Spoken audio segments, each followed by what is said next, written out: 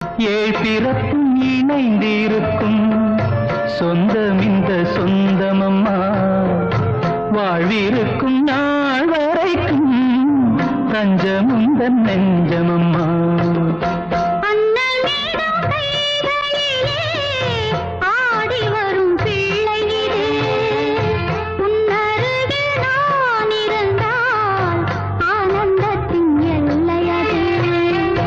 காயத்ரி மந்திரத்தை உச்சரிக்கும் பக்தனம்மா, கேட்கும் வரம் கிடைக்கும் வரை கண்ணுறக்கம் மறந்ததம்மா.